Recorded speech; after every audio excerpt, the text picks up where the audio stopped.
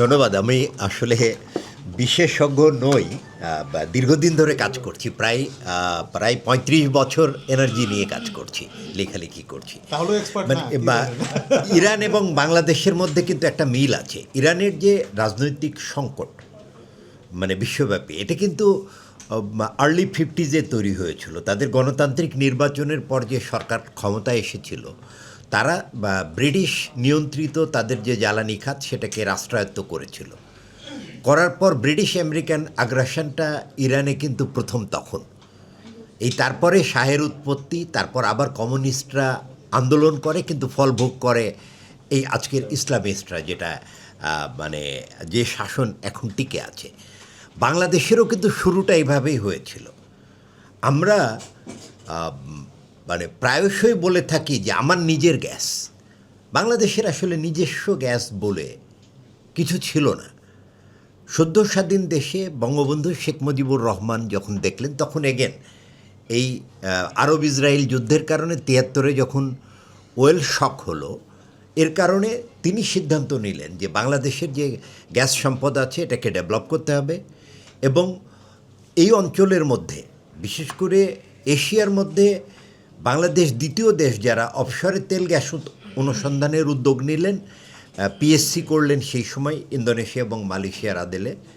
কিন্তু সেই সময় তেলের জন্য পিএসসি করা হয়েছিল, তেল না পাওয়ার কারণে, এবং ৭৫-এর পট পরিবর্তনের পর তারা চলে গেল। আমরা কিন্তু এই সময় শেল ওয়েলের কাছ থেকে এই 5টা গ্যাস ফিল্ড মানে কিনে নিয়েছিলাম নামমাত্র দামে, মাত্র 4.5 মিলিয়ন পাউন্ড স্টার্লিং। এবং এই টাকাটাও বাংলাদেশের যেহেতু আর্থিক সামর্থ্য ছিল না, সেটাও কিন্তু আমরা 9টা কিস্তিতে দিয়েছি। এটাই কিন্তু বাংলাদেশের নিজস্ব গ্যাস বলতে আমরা যেটা বুঝি, সেটার কিন্তু 92% এটা। আর তাহলে বাংলাদেশের নিজস্ব কন্ট্রিবিউশন কি? আমরা 8% গ্যাস লোকাল উদ্যোগে, যেটা আমরা কথায় কথায় বলি বাপেক্সকে স্ট্রেনথেন করব। আমি মানে বিনীতভাবে বলতে চাই, আসলে বাংলাদেশের নিজস্ব উদ্যোগ জ্বালানি খাতে কিছুই দেয়নি। যেমন ছোট্ট একটা উদাহরণ দিই, বড়পুকুরিয়া কয়লা খনি কোম্পানি লিমিটেড। এই কোম্পানিটি, এটা একটি রাষ্ট্রীয় কোম্পানি, পাবলিক লিমিটেড কোম্পানি। এরা প্রতি বছর বোনাস নেয়। কিন্তু এই খনি যখন উন্নয়ন হলো, চীনা একটা কন্ট্রাক্টর এটা উন্নয়ন করলো। এই উন্নয়ন কাজ দেখভাল করার জন্য ব্রিটিশ কনসালটেন্ট নিয়োগ করা হলো। যখন খনি উন্নয়ন করে উৎপাদন শুরু হবে, তখন বলা হলো যে পেট্রোবাংলার সামর্থ্য নাই, এই কোম্পানির সামর্থ্য নাই এই কয়লা ওঠানোর। তখন আবার চীনা কন্ট্রাক্টর আনা হলো। তো এই চীনা কন্ট্রাক্টর যে কয়লা উঠাবে, এটা দেখভাল করার সামর্থ্য ওই কোম্পানির নাই, তখন আবার ব্রিটিশ কনসালটেন্ট আনা হলো। মূল পরিকল্পনা যখন করা হয়েছিল, বলা হলো বড়পুকুরিয়া থেকে 1 টন কয়লা উঠাইতে খরচ হবে $34। এখন 1 টন কয়লা উঠাতে খরচ হয় $179, যেটা আমদানি করা কয়লার চেয়ে অনেক অনেক বেশি। আমি এই কারণে বললাম যে আমাদের নিজস্ব গ্যাস সম্পদ বাংলাদেশ জ্বালানি পার্সপেক্টিভে এই মুহূর্তে, আমি যদি বলি জ্বালানি দুর্ভিক্ষের মধ্যে আছে, সেটা হবে সবচেয়ে সত্য কথা। তার কারণ আমার গ্যাসের চাহিদা 4000 থেকে 4200 মিলিয়ন কিউবিক ফিট প্রতিদিন। আমি সরবরাহ করতে পারছি নিজস্ব উৎস থেকে 1722-এর মতন, গতকাল ছিল 1722। তার মধ্যে 80 হচ্ছে ভোলাতে, যেটা আপগ্রেড।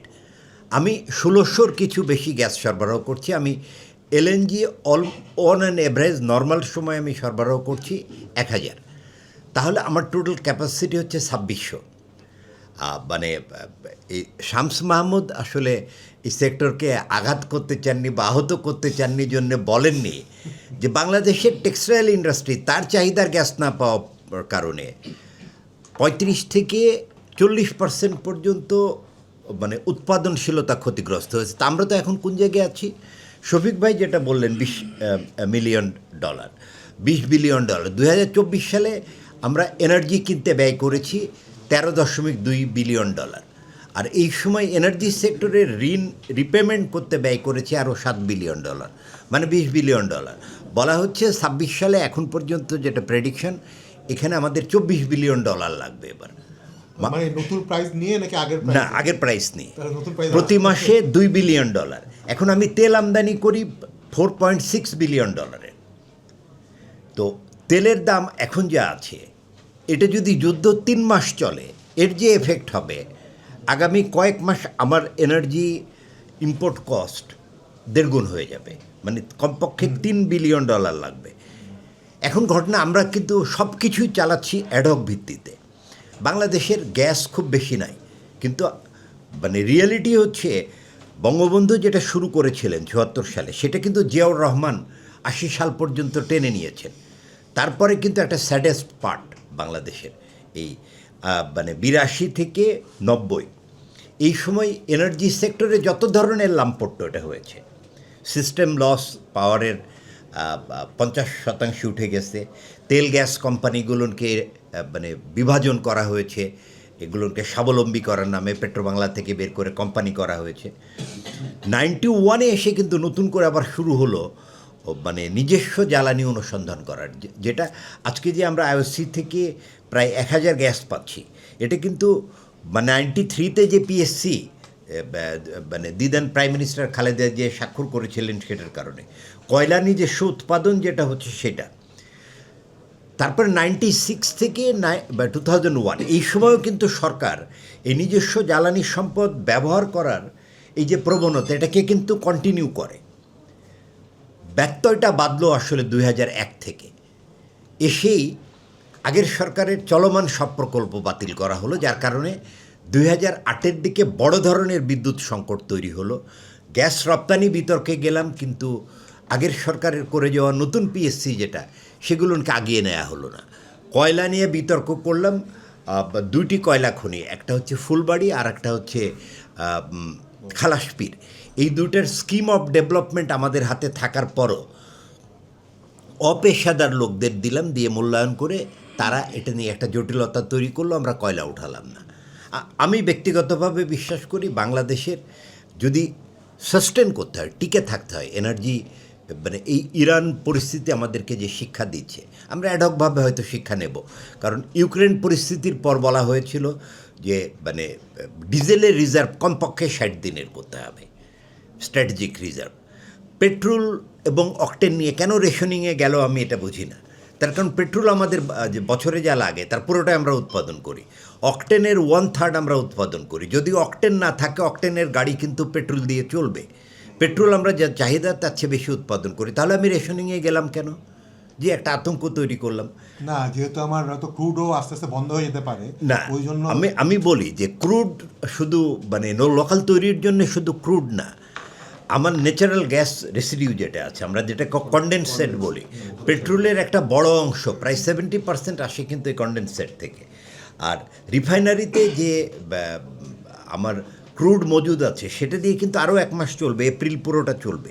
এই ইনফরমেশনগুলো গভর্নমেন্টের কাছে আছে। এই সমস্যাটা কেন হলো? আপনি যদি বিপিসিকে আমলা পরিপালন কেন্দ্র বানান, নন প্রফেশনাল লোকদের মানে প্রফেশনাল লোকদের এখান থেকে সরিয়ে দিয়ে আমলাদের এখানে নিয়ে এসে যদি বসান এবং তাদেরকে দিয়ে যদি এই মানে ফিউয়েল চেন মেনটেন করার চেষ্টা করেন, যা ঘটনা সেটাই ঘটেছে। পলিটিক্যাল সরকারকে আমি দোষ দিই না, তারা এই কথাই শুনেছে এবং তারা বিভ্রান্ত হয়েছে। মিডিয়াকে তথ্য দেন আপনি, দিয়ে সাথে কেন বলে দিচ্ছেন যে এই যে ডিজেল আজকে পর্যন্ত আছে সেটা 11 দিন চলবে, কিন্তু পাশে তো ওইটা বলছেন না যে আমার পাইপলাইনে আছে আরও অন্তত 15 দিনের, যেগুলো হয়তো এই সময় 11 দিনের মধ্যে চলে আসবে, সেটা কিন্তু বলছেন না। অথবা আমি এটাকে সেন্সিটাইজড করছি। তাহলে এখন ঘটনাটা কি? সেটা হচ্ছে যে আমি এই মুহূর্তে আমার টোটাল বিদ্যুৎ, গ্যাস, তেল মিলে আমি 57% আমার এনার্জি আমদানি করছি। যদিও এটা মতান্তর আছে, অনেকে মনে করেন যে এটা 62%-এর বেশি। এখন এটা নতুন না, 2008 থেকে অব্যাহতভাবে 2009-10 অব্যাহতভাবে বাংলাদেশের এনার্জি এক্সপার্টরা বলে আসছেন যে বাংলাদেশের দুইটাই নিজস্ব রিসোর্স, একটা গ্যাস, এটা লিমিটেড মজুদ আছে, একটা কয়লা। মানে গ্যাসের বিচারে কয়লার মজুদ বাংলাদেশে 76 TCF গ্যাসের সমান। তো এই উঠাতে হবে, যদি না উঠাই তাহলে 30 সালের মধ্যে আমদানি নির্ভরতা 90% যে পৌঁছাবে। এবং এই কথা বলার কারণে তখন সিভিল সোসাইটির আক্রমণের শিকার হয়েছেন ওইসব বিশেষজ্ঞরা। রাজনীতিবিদরা আসলে এই যে আমি যেটা বললাম যে 2009 থেকে শুরু করে এই 24 পর্যন্ত বাংলাদেশে বিদ্যুৎ জ্বালানি খাতের যে উন্নয়ন হয়েছে এটা প্রশংসনীয়, কিন্তু এটা সমন্বিত না। এই সময়কালে বিদ্যুৎ কেন্দ্র আমি করেছি, আমার এই সময় জেনারেশন ক্যাপাসিটি প্রায় 29,000 মেগাওয়াট, কিন্তু এটার জন্য জ্বালানি নেই। আমার gas base electricity generation capacity 12,000 megawatt, এটার জন্য 2400 মিলিয়ন কিউবিক ফিট গ্যাস দরকার। পেট্রোবাংলা এখন পর্যন্ত সর্বোচ্চ গ্যাস সাপ্লাই দিয়েছে 1300, গত বছরের আগের বছর কোনো একটা দিনে দিয়েছিল। এই বছর তারা বলে দিয়েছে যে গ্যাস সাপ্লাই 1000-এর বেশি দিতে পারবে না, মানে তাহলে আমি গ্যাস বেসড ইলেকট্রিসিটি পাবো 5,500 মেগাওয়াট, আমি ধরে নিই 6,000 মেগাওয়াট পাবো। আচ্ছা, কয়লাভিত্তিক বিদ্যুৎ কেন্দ্র আমার আছে 7,000 মেগাওয়াট, পুরোটাই আমদানি নির্ভর। গতবার কয়লা আমদানির টাকা গভর্নমেন্ট দিতে পারেনি, না পারার কারণে এটার 56% এফিসিয়েন্সিতে ব্যবহার হয়েছে। এবার বলা হচ্ছে যে এটা যদি 80%-এর উপর করা হয়, যদি কয়লা দেয়া যায়, এখনও যে জ্বালানির দামে এফেক্ট, কয়লাতে তেলে যে এফেক্ট, এলএনজিতে যে এফেক্ট, সেই এফেক্ট কিন্তু কয়লাতে পড়েনি, বেড়েছে 5-6%। যেমন এই যে এলএনজির বিষয়ে, মানে আমি ওই ইন্স্যুরেন্সের ব্যাপারটাতে পরে আসবো। এবার যদি পুরো কয়লা আমি আমদানির টাকাটার যোগান দেই, তাহলে আমি যদি এখান থেকে আরও 6,000 পাই, 6-6-12,000 মেগাওয়াট, ভারত থেকে যে আমদানি আছে বিল পেমেন্ট করলে 2,500 মেগাওয়াট পর্যন্ত আমদানি করা যাবে। তাহলে 14,500, 18,500 যদি ডিমান্ড হয়, 4,000 মেগাওয়াট ঘাটতি থাকবে আরও। আমার এই মুহূর্তেই কয়লা মানে লিকুইড ফুয়েলের গত বছর মানে তার উৎপাদন লিমিট 7%-এর মধ্যে রেখে আমার প্রতি ইউনিট বিদ্যুতের উৎপাদন খরচ 12 টাকা 10 পয়সা। এই বিদ্যুৎ আমি বিক্রি করছি 7 টাকা 5 পয়সায়, মানে প্রতি ইউনিটে আমি লস করছি 5 টাকা 5 পয়সা। শফিক ভাই যেটা বললেন যে ইতোমধ্যে এই সামারে 20% পর্যন্ত লিকুইড ফুয়েল ইউজ করা হচ্ছে, এতে 1 টাকা 50 পয়সা থেকে 1 টাকা 60 পয়সা প্রত্যেক ইউনিটের খরচ বেড়ে যাবে, এটা যদি 10%-এর নিচে।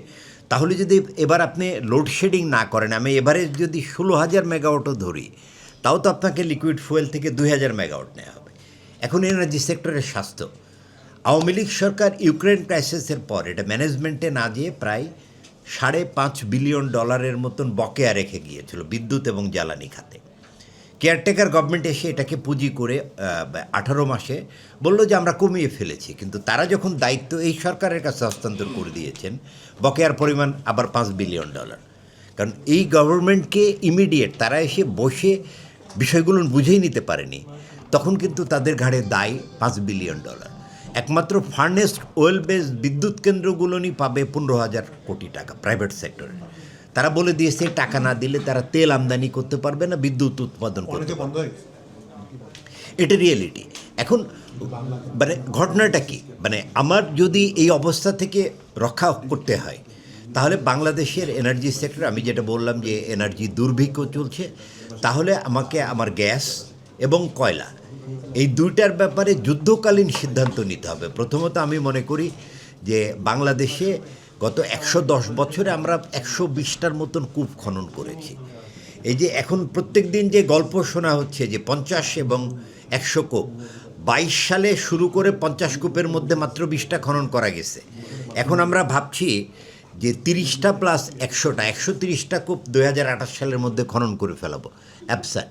সো মানে আর এই 18 মাসে যে ক্ষতিটা হয়ে গেছে, আপনি একের পর এক কন্ট্রাক্ট ক্যান্সেল করেছেন, করে বিনিয়োগকারীদের অনাস্থা তৈরি হয়েছে জ্বালানি খাতে। দ্যাট ফর শিওর স্থানীয় বিনিয়োগ দিয়ে চলবে না, আপনার ইন্টারন্যাশনাল এফডিআই লাগবে, এবং এফডিআই আনতে গেলে এখন এই গভর্নমেন্টের জন্য চ্যালেঞ্জ, আমি ব্যক্তিগতভাবে যেটা মনে করি 1 মিনিটের মধ্যে শেষ করব। চ্যালেঞ্জ হচ্ছে যে তাদের 180 দিনের যে কর্মসূচিটা তারা হাতে নিয়েছে, এর মধ্যে আমাদের নিজস্ব গ্যাস এবং কয়লা উত্তোলনের প্রশ্নের সিদ্ধান্ত নিতে হবে। এটা রেজাল্ট পেতে আমাদের কমপক্ষে 3 বছর লাগবে, এবং কয়লার ক্ষেত্রে 5 বছরও লাগতে পারে। রিনিউয়েবল এনার্জি, এটার এক্সপানশনে যেতে হবে, বিশেষ করে রুফটপ সোলার, কারণ বাংলাদেশ একটা পিকুলার দেশ, এইখানে দুনিয়ার বোধহয় একমাত্র দেশ যেখানে হাউস হোল্ডের ডিমান্ড ইলেকট্রিসিটি 57%। আর থার্ড হচ্ছে কৃচ্ছতাতে যেতে হবে, এনার্জি এফিসিয়েন্সি কনজারভেশন দিয়ে এবং ম্যানেজমেন্ট দিয়ে কৃচ্ছতা করতে হবে। তার কারণ আমি $2 বিলিয়ন জ্বালানি ইম্পোর্ট বিলের জায়গায় আমি এটা কি $3 বিলিয়ন নেব, নাকি আমি প্রতিদিন পরিকল্পিত উপায়ে নন প্রোডাক্টিভ সেক্টরে 3 ঘন্টা লোডশেডিং করব? এটা আমার এই সরকারকে সিদ্ধান্ত নিতে হবে। এবং আমি মনে করি যারা এক্সপার্ট আছেন, সিভিল সোসাইটি আছেন, তাদের এটা হেল্প করতে হবে। তার কারণ আবার নতুন করে আর্থিক দায়ে পড়ার কোনো সুযোগ নাই। আর এমনভাবে পরিকল্পনাটা নিতে হবে যাতে আন্তর্জাতিক পর্যায়ে কয়লা নিয়ে অনেক সমস্যা আছে, কয়লা পরিবেশ নিয়ে ঝামেলা আছে, কিন্তু আমাদের যেহেতু পরিবেশগত দায় নাই, আর আমাদের জ্বালানি দুর্ভিক্ষ অবস্থা বিচার করছে, এই কয়লার ব্যাপারে সিদ্ধান্ত নিতে হবে এবং আন্তর্জাতিক একটা কনসালটেন্টকে দিয়ে এটা রিভিউ করে যাতে সবচেয়ে কম ক্ষতি করে এই কাজটা করা যায় সেটা করতে হবে। আর প্রতি বছর যাতে কমপক্ষে 50টি অনুসন্ধান কূপ খনন করা যায় অন্তত আগামী 5 বছর পর্যন্ত, এরকম একটা পরিকল্পনা নিতে হবে। নবায়নযোগ্য জ্বালানি সম্প্রসারণ করতে হবে এবং ক্রস বর্ডার ট্রেড, বিশেষ করে বিবি আইন যেটা নিয়ে দীর্ঘদিন ধরে আলোচনা করা হচ্ছিল, এটাকে জোরদার করতে হবে। কৃচ্ছতা একমাত্র কথা, না হলে জ্বালানি ক্ষেত্র নিয়ে আগামীতে যে ভয়াবহ অবস্থা তৈরি হচ্ছে, আমি বাংলাদেশের শিল্প বলতে আসলে তো একমাত্র টেক্সটাইল ইন্ডাস্ট্রি। টেক্সটাইল ইন্ডাস্ট্রির যে ঘাটতি হবে গ্যাস এবং কোয়ালিটি পাওয়ার ক্ষেত্রে, সেটা এমনিতেই তাদের আন্তর্জাতিক বাজারে যদি তাদের প্রতিযোগিতা সক্ষমতা থাকে, তারপরও এটা একটা বড় ধরনের বিপত্তি ডেকে আনবে এবং সাবসিডি নির্ভরতা দিয়ে জ্বালানি খাত কোনোভাবে টিকে রাখা যাবে না। ধন্যবাদ।